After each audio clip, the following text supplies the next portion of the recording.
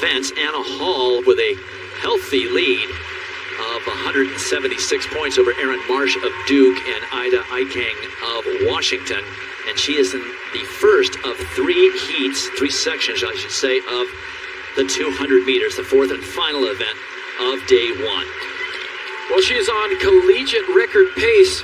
We didn't get a chance to see it, but in the shot put on her third attempt, she went 44.5 1/4, another personal record. So today for Anna Hall, 13:15 in the hurdles, personal record, high jump, seasonal best, and a personal best in the shot put. There you see on the outside of her in lane 7, that's Sterling Lester, the other Florida Gator in this heat. She's an outstanding 200-meter runner, has run in the low 23 seconds, and she stands in 11th place. She's sure to move up after this event.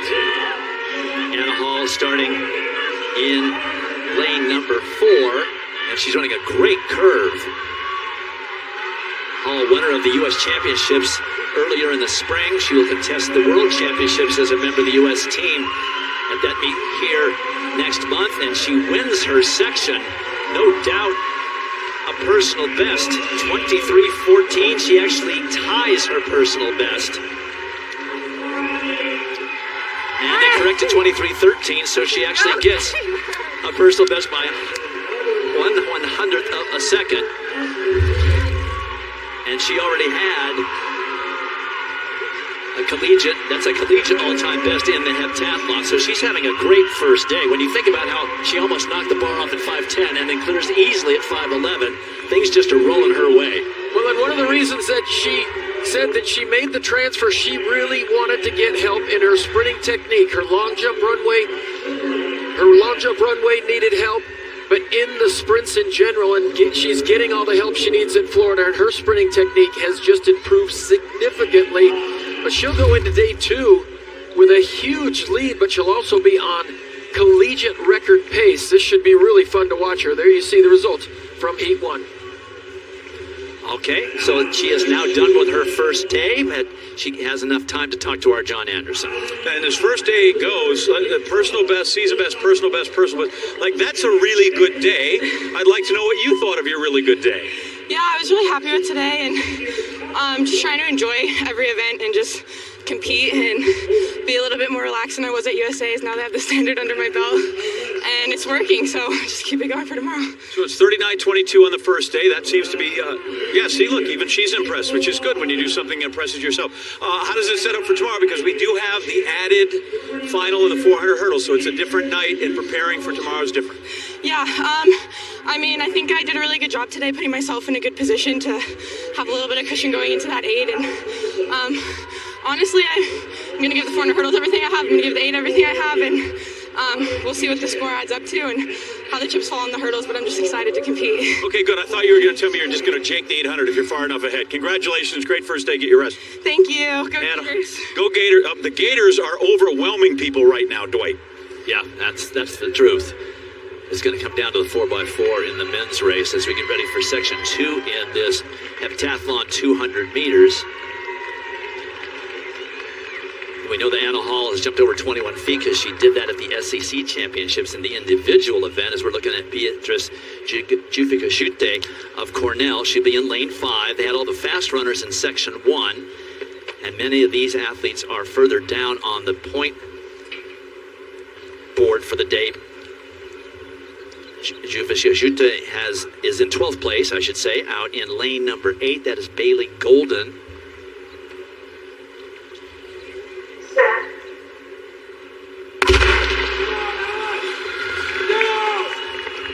Well, here we are in section 2 of the women's heptathlon, and I appreciate, Dwight, you attacking that name from the young girl from Cornell. She's out in front, Beatrice.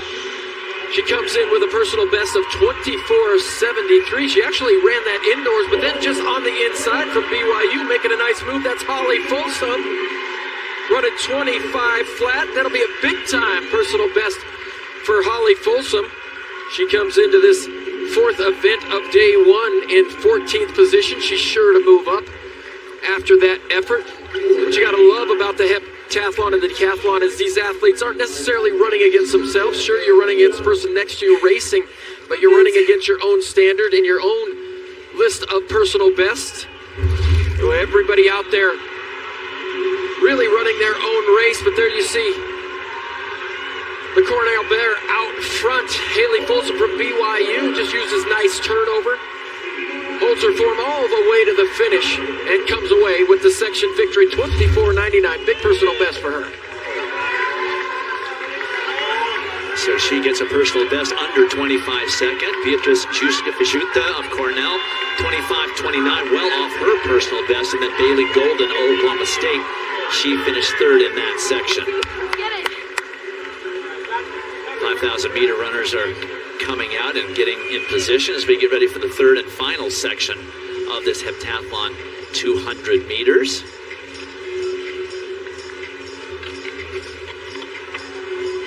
Sophia John is placed fourth overall, and she is in this heat from Arkansas Pine Bluff.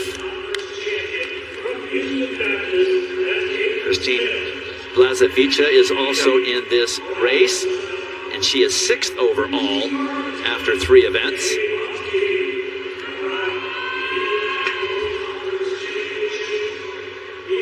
Well, she's a big 3-time Big 12 champion. There you see Tamara Chapman, North Carolina State. Chapman currently 15th overall after 3 events. Runner-up at the ACC Championships. I just looked at the weather forecast. It appears as though the rain has been pushed off an additional hour. It was supposed to arrive at 8 o'clock. Now it says 9 o'clock. And we will be done with the men's finals by that time. So dodged a bullet to a large degree. Rain really not, or wet surface really not an issue today. Here is how they line up for the Section 3 race. Blazevica of Texas in lane number 4. 65 for Blazevica of Texas as a personal best. Keep an eye on Tamara Chapman out there in lane 7, 24.38 for her personal best. And Jade Bonke of UT Arlington has gone 24.39. But we've seen a number of personal bests tonight. You see that in a couple of heats before you. Gives you good confidence that you can step onto the track and wrangle one of those PBs yourself. Stand up! Stand up! So either a timing issue or one of the athletes put their hand up and asked to reset. 5 of the athletes out of the 8 have personal best under 25 seconds in this section. There's Anna Bush. She has actually the third fastest time in this group at 24.60. Green flag, no problem. No false start charged. Multi-events are the only event in the sport where you actually can get one false start and not get thrown out of the race. It was a young lady from Latvia, Blazevica, who went actually up into the set position before they were called to the set position. That's why they stood everybody up. She heard something out there that caused her to rise up. Let's see if they can get it right this time.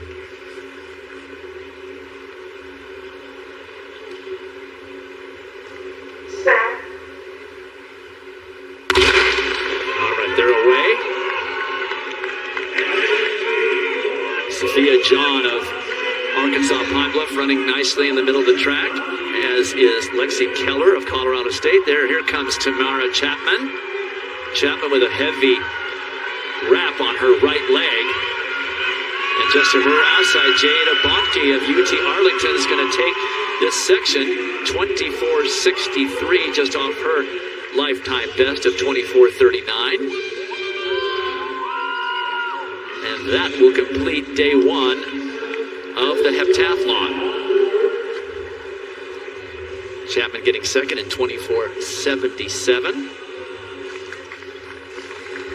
Well, you see these athletes huffing and puffing after this 200 meters. We see the men and women in the 200 meters finish those, and they don't seem to be breathing that hard, but the 200 meters is a real event where you got to have good conditioning. You get a chance to see that with these multi-event athletes. But there you see the finals, and Anna Hall on collegiate record-setting pace.